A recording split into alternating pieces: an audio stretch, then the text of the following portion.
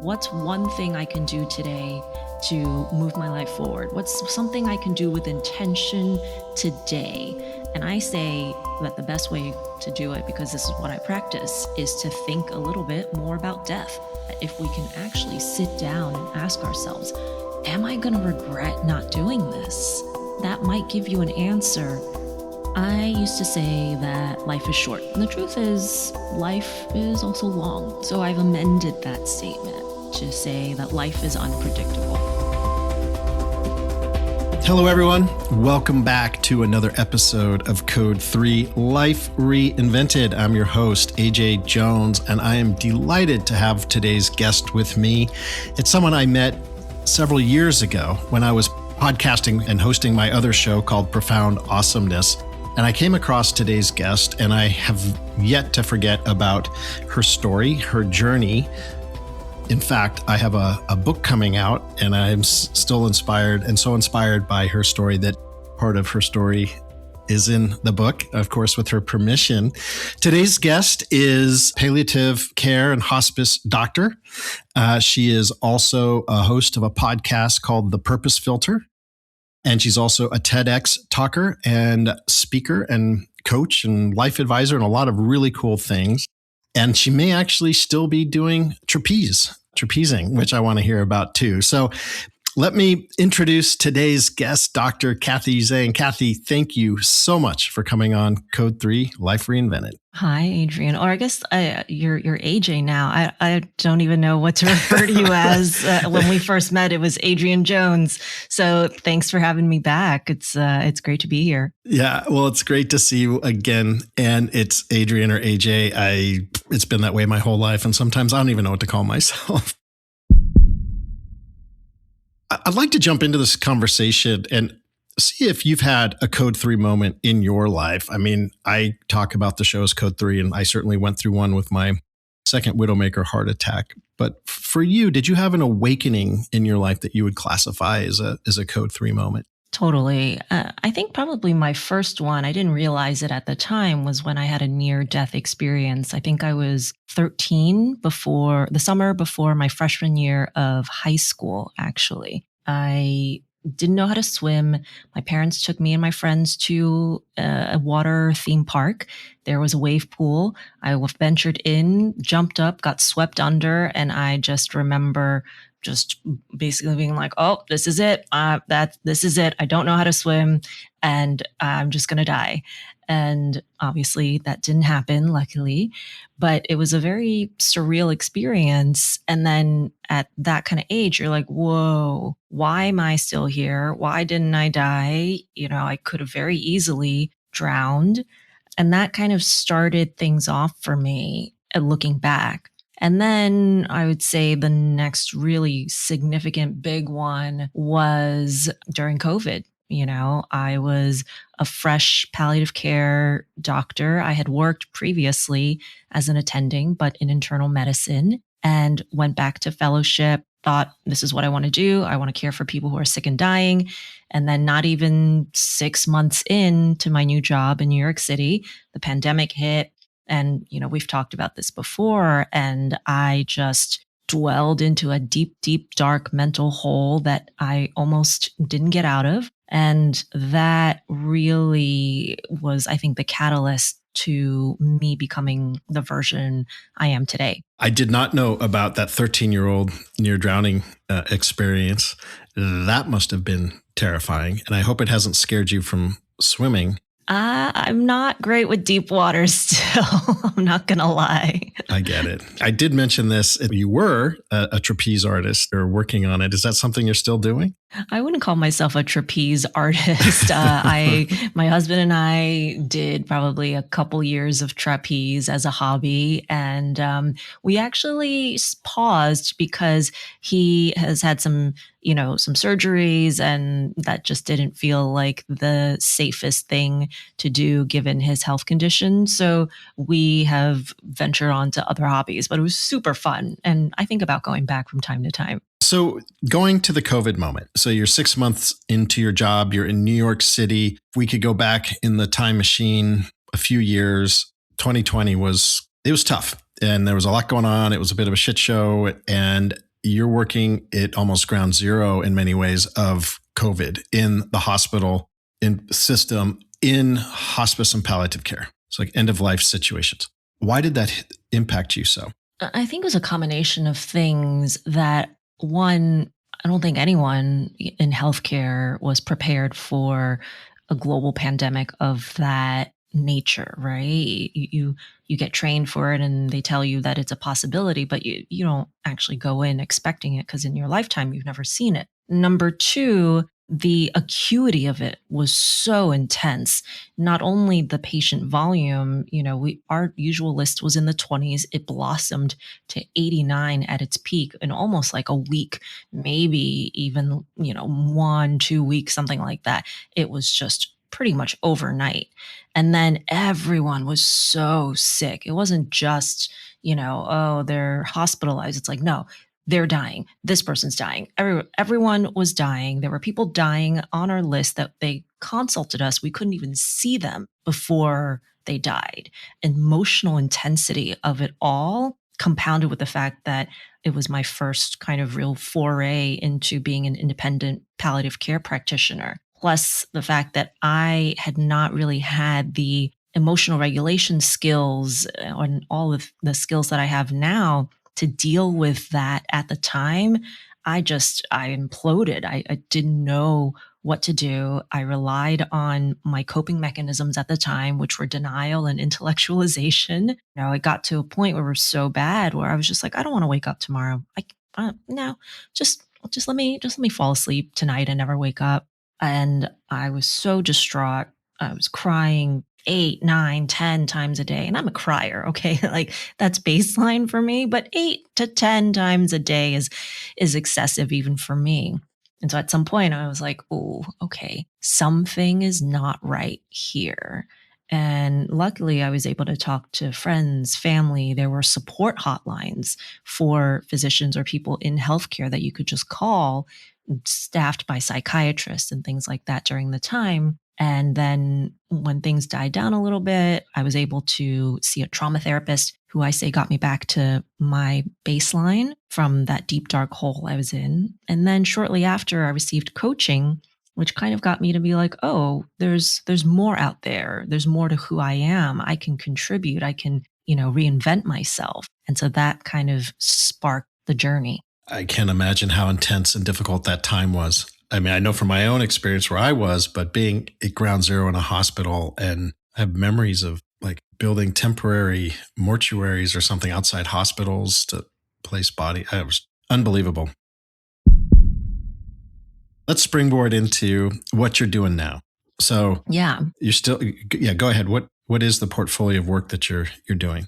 I am still working in the hospital. I work part-time, roughly 2 weeks a month. And then the other time I'm building my business. I did a TEDx talk called 3 Questions to Ask Yourself Before You Die. That was an editor's pick. It came out around Thanksgiving last year, doing content on social media to try to educate people about not only hospice and palliative care, but also how to use the lessons of the dying to help us change our lives right now before it's too late. And then I still see some clients here and there when it comes to coaching and hypnosis, because I really want to give people the tools that I didn't have when I really needed them at the time to help them regulate their nervous system, to help them figure out like, okay, are these emotions? How can I deal with them? How can I cope? And then if there's something that I want in the future, what can I do? Who do I need to be able to get myself there? So I think that's pretty much it in a nutshell right now. I didn't know about your TED Talk until the other day when you sent over a few things for me in advance of this conversation. I was like, wait, what? And that's been very well received. And I encourage everybody to go check it out. And we'll have a link to it here in the show notes and episode description. Okay, well, first of all, I want to ask, we go down 5 years from where you are today, Kathy. What do you think you'll be doing? What will your portfolio of work look like? Will it shift from what you're doing now? So you're saying 2031, sure. Right? Yeah. It's just, 5 years. 5 years, sometime down the road. Do you think you'll stay within medicine and what you're doing there? Or will you move into, as you say, your business and coaching and speaking and other activities?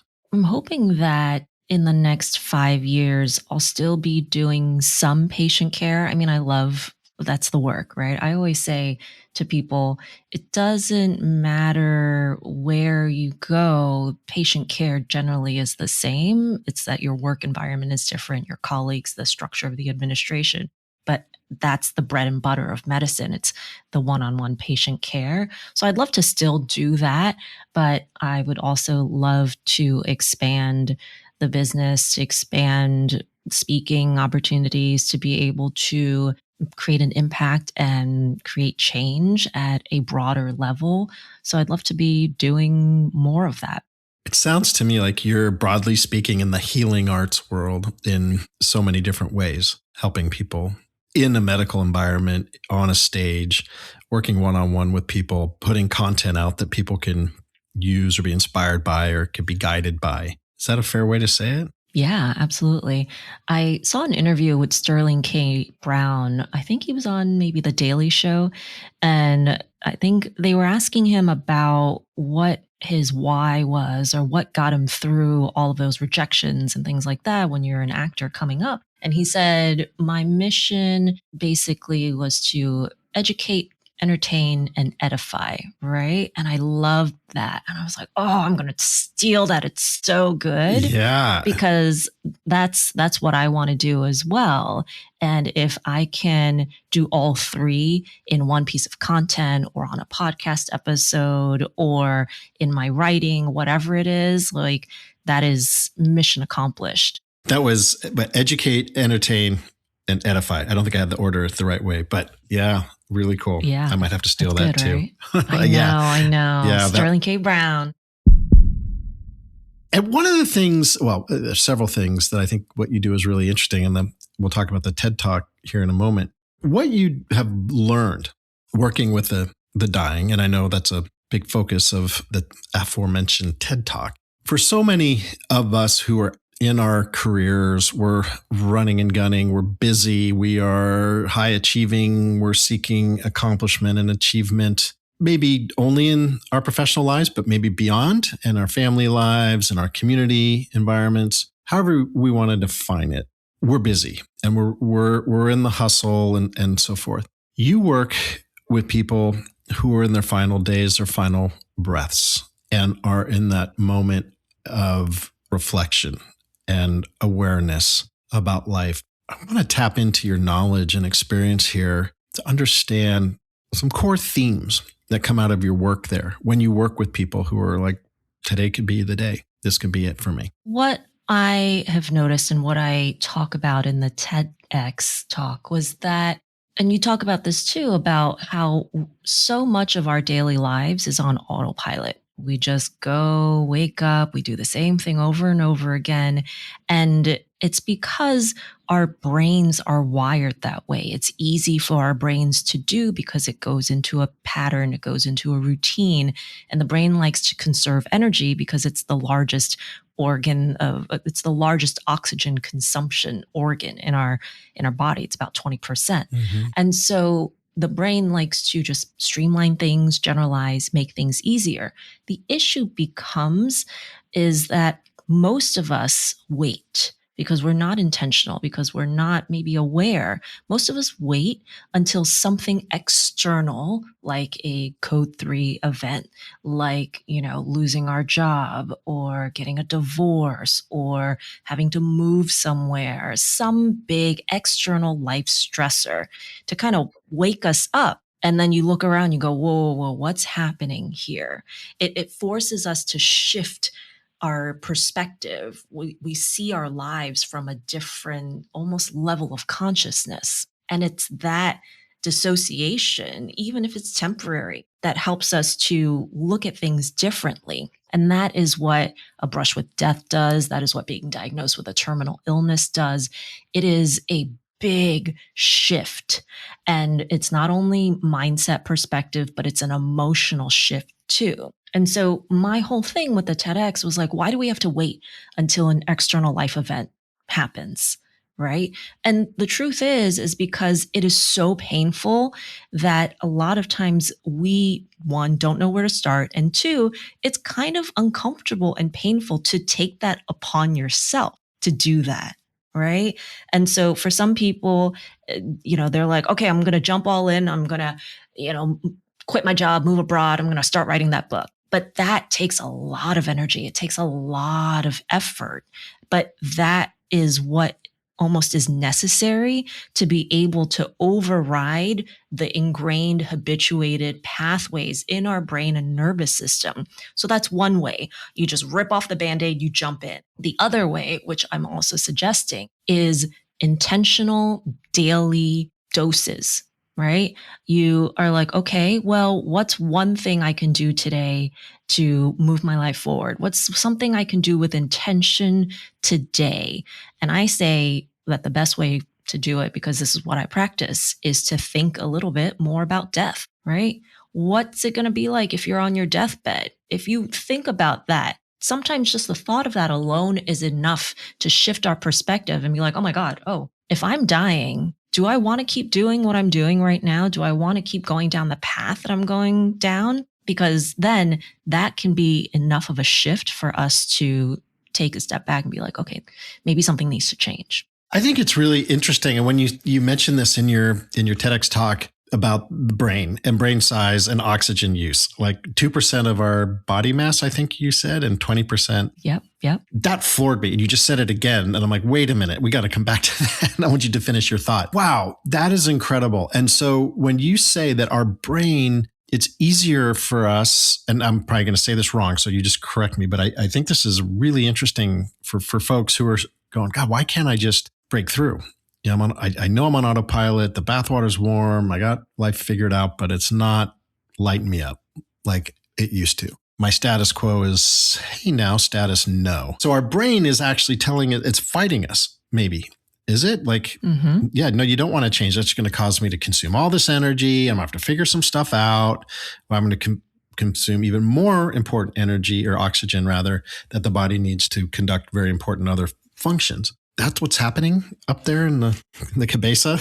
Absolutely. So what we have to remember is, like, millions and millions of years of evolution, the brain wants to stay safe and it wants to conserve energy, right? And so if you think about it from a biological standpoint, if, let's say, we have a dream in our hearts that we want to, go back and pursue a career in music, but right now you're a corporate lawyer or something like that, right?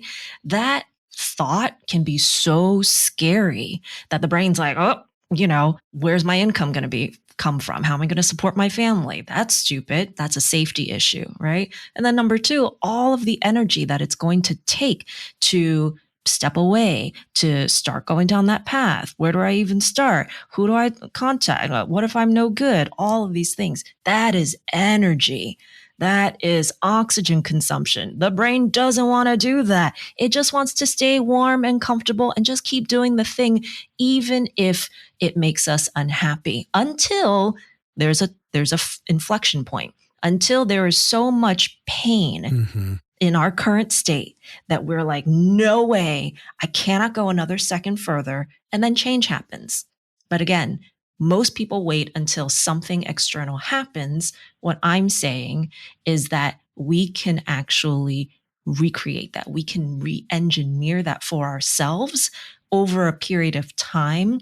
Or if you just rip off the Band-Aid and you go in and you do that, but that takes a lot more energy to do so. When I think about it, I mean, I know so many people who are like, I'd really love, I'm so burnt out of what I'm doing. I've been doing it for 20 years. Pick a field, law, business, doesn't matter. Like, I need the money, all the things you're talking about. And it's like, now we're getting into some interesting wiring of, to your point about millions of years of self-protection. Hey, stay where you are. It's known. It's not going to require me, your body, your most important, potentially, or again, the brain, to like redesign something and go through the effort of tackling the fear and pushing the amygdala down, or however you want to say it, and letting the prefrontal cortex do its thing. Like, that is what we're dealing with.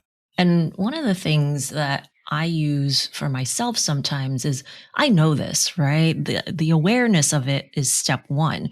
But then you're like, okay, well, I'm aware of it. Now what? Now what? How do I do that? And so then the practical stuff is like, okay, well, then how do you make your brain and nervous system see that the road you're going down is going to be so painful and so unacceptable to you that you don't want that at all, and change needs to happen right now. And so whatever that is for you, if it's journaling, if it's just imagining what, 5, 10 years down this road, if you want to take something from my playbook, is pretend you're on your deathbed, pretend you're dying 3 years from now, and everything has stayed the same. You never got to do that project that was really on your heart. You never healed any of the relationships that you wanted to reconnect with. You never said some things that were important to you because you were afraid of judgment. How painful is that going to be? Sometimes that can be enough. But again, one of the things that I use for myself is like, okay, you want to change, but you're not changing. Okay, well, then it's just not important enough to you. That's fine, right? Because if it were important enough, you'd find a way, you'd do it. If someone was like, I'm going to hurt your family member if you don't do this, would you find a way? Yeah. And so then I'm like, oh, God damn it. Like, all right, well, I either have to accept the fact that it's not important to me and say, okay, this is not the time for it, and that's fine. Or I have to say, you know what? It is really important to me, and I'm not doing the things that I know I should be doing to make this a reality.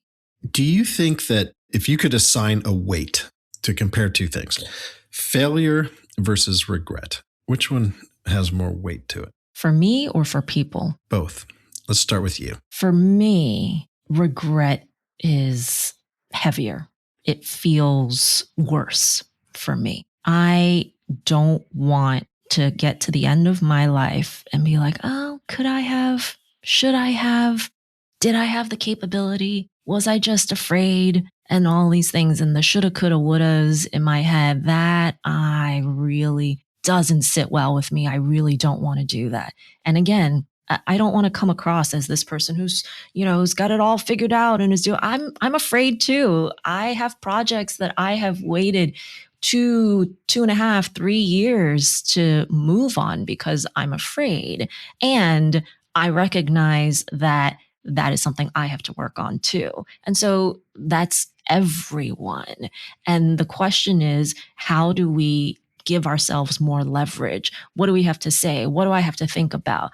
Who do I have to connect with in order to give me that leverage to be like, I got to do this. It has to be done, and has to be done now. So for me, it's regret. Definitely is for me too. So then the second question is for the broader populace, others. Do they look at it the same way, or is it, generally speaking, seen the other way? I would say in the present, because not many of us think about death, right? In the present moment, failure seems much more scary because it is directly affecting us. If I do this now, I'm going to be a failure tomorrow, right? But regret has the ability for us to dissociate and be like, well, that's sometime in the future. Future me might regret it, but I don't even know. And that way it feels so much safer because it's not urgent right now. What I'm saying is that if we can tap into that, if we can actually sit down and ask ourselves, am I going to regret not doing this? Truly, then that might give you an answer to help you decide which direction you want to go. But it's an urgency thing. Yeah, that's a really cool way of looking at it. Failure is immediate and we can dissociate regret. I mean, it's a far off issue. Well, I'll deal with that later. I'll tackle this in 5 years, 10 years, whatever. Yeah, I'm not going to die for like 50 years. What do I care? Not a big deal. We all know that's, we all know that's not true. I don't have to tell you. I know from my own personal experience, 2 brushes with death on literally touched death's door twice. So yeah, failure isn't fun, but it's growing to me. Regret scares me. I do not want to look back and be like, do the old woulda, coulda, shouldas. I do not want to do that because I'm really good at doing that. And I don't want to put it on steroids at the end of my days. Right. Exactly. You know what I mean? If you're feeling trapped in your life, right? So we'll go back to some hypothetical super successful person who's carved out a nice life for him or herself, so on and so forth. But they're like, God, this isn't it. But how can I blast through this? And I think, you talk about rip the Band-Aid off and intentional daily doses. I feel like, God, there's such a mindset that has to be tackled too. What I suggest to people is to go back and kind of mine for gold in your own life, right? If we're successful at this point in our lives, or you could just say traditional success or whatever it is, we've gone through challenges before. We've, I'm sure, made some pivots in our lives before.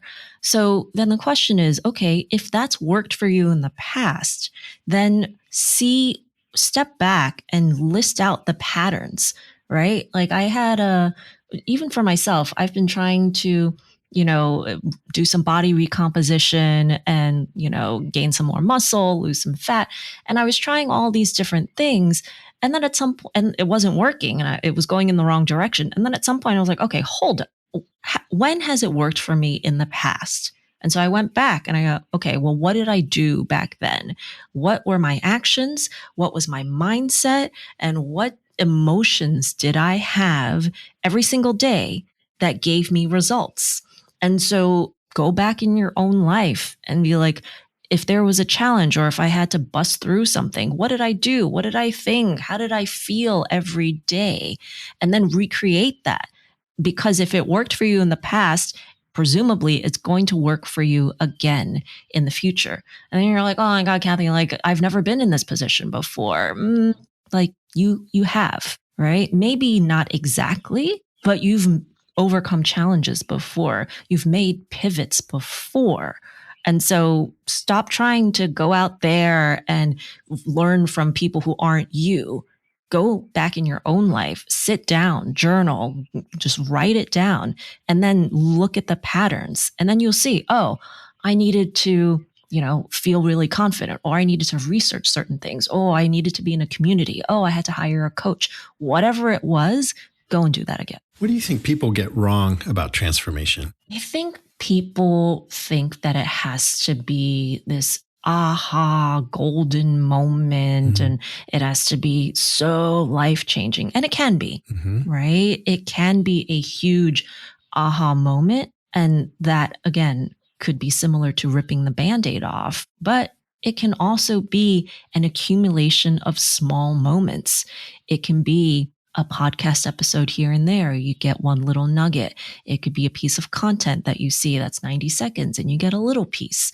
And then it could be something else, a conversation with a friend or a family member that changes your perspective 1%, right? So if you think about it from the aha, big moment, lots of energy, rip the Band-Aid off, and from the little moments compounded over time, then you can build that.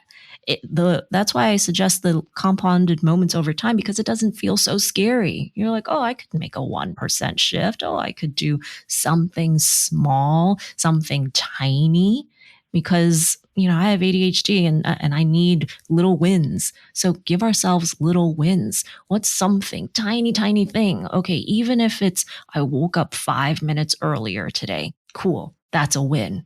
Right? I drove to the gym. I literally just drove there. Didn't even do a set. I just drove there. That's in Atomic Habits, right? How do you lose? There was a client that lost, I don't know, 50, 75 pounds, but started just by driving to the gym and then being there for 5 minutes and then driving home. And you're like, what's the point of that? Well, how are you supposed to, right. How are you supposed to get the habit if you don't get yourself to the gym?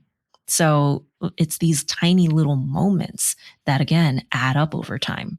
If people, I don't know what the exact number is, but something like only 8% of New Year's resolutions are fulfilled throughout the year. I'm not saying it right, but directionally, you get the idea. Why is that?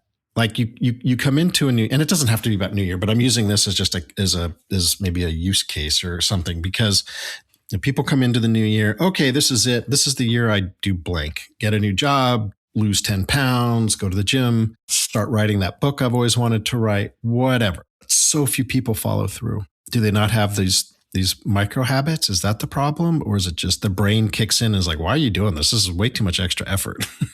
Go back to normal. I think society has sold us this thought that if we just have the right template, if we just have the right productivity, thing, if we just have the right program, whatever, like just here, have it, silver platter. It doesn't matter if we have it. It is the fact that you're battling biology. If you've had 10, 20 years of, let's say, being sedentary, right? And then boom, on New Year's, you're like, I'm going to be more active. That takes effort. That takes an enormous amount of effort. And that's why, people who have lost the weight, they feel so dang proud of themselves because every single day you have to overcome the hardwired, habituated patterns that your brain and nervous system have been repeating for days, weeks, months, maybe even years. And so if you think about it from a neurological standpoint, right? Neurons that fire together, wire together. And so every single time you might have to be like, oh, I want to eat something really sugary. And it's like kind of, if you have a toddler, they kind of reach for things and, they reach for the stove and you can be like, nope, not today. Nope, not today. No, oh, nope, put your hand down. And those urges might come up 5, 10, 15, 20 times an hour, right? Or it's anxiety or it's any of these things, but it does take work. And so again, it's oxygen consumption. It is energy. It is safety. It is like, the brain's like, I don't want to do this. No, just lay down. It'll be fine. You don't want to expend that energy. You don't want to go and do that thing. That's too scary. It takes too much effort. And so the intention, that's why the mindset is so important to be like, no, I have to do this. This is important to me. I'm going to make this happen. And recognizing that your brain, your body is going to fight you every step of the way, not because you're doing something wrong, but that's just the way the brain and body is wired. But you can wire it for other things too. You can wire it for what you want. It's incredible that like our body's stacking the deck against us in a way. So it's fascinating to me. I, for one, could not imagine trying something. My wiring, my risk appetite is maybe a bit different. Yes. And by the way, I've, had 2 brushes with death, whatever. So I'm more willing to just be like, let's go for it.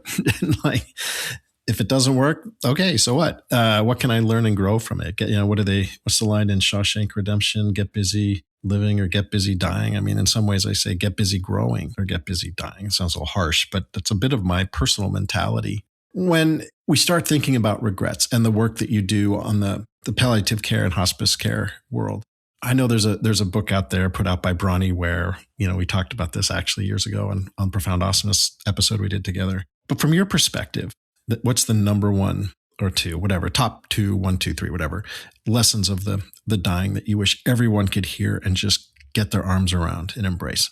Yeah, so I have started classifying it into the ABCs of deathbed regrets. So 1 is authenticity. The second one is bravery. And the third one is connection, right? Oh, authenticity. I wish I were more true to myself. I wish I had said the things that were on my mind, but I didn't because I was too afraid. What would people say? What are they going to think? Are they going to judge me? Bravery. I was afraid of going for that thing. I was so afraid of what my dad was going to say if I tried to reconnect with him. I was afraid of, asking that person out. I was afraid of, asking for the promotion, writing the book, doing all these things. And then number 3, the connection. It's connection to self and connection to others. Right? It is, again, reconnecting with lost friends and family. It is being like, okay, who am I really? Instead of, who did I think that I had to be for the sake of other people? And one of the most common regrets that I think Bronnie Ware talked about is people say, I wish I hadn't worked so hard. Right? And so then you're like, well, how does that fit in? In my mind, it's, what did working so hard prevent you from doing, right? Was it you went to work because you were, it was easier to do that than go home and do something difficult, right? Or to pursue that passion project? Were you working too much because you thought you had to, because you had to be someone and you were afraid of, doing something else or being who you truly are? Right. And again, society sells us that do this and you'll be successful and you'll have the nice car and the family and be able to take these trips and all these things. But when it comes to the end of life, a lot of those things just fade away. And, unfortunately, sometimes it takes a brush with death for people to really wake up. I don't recommend a widowmaker heart attack as part of their wake up call. That's my personal experience. Yeah.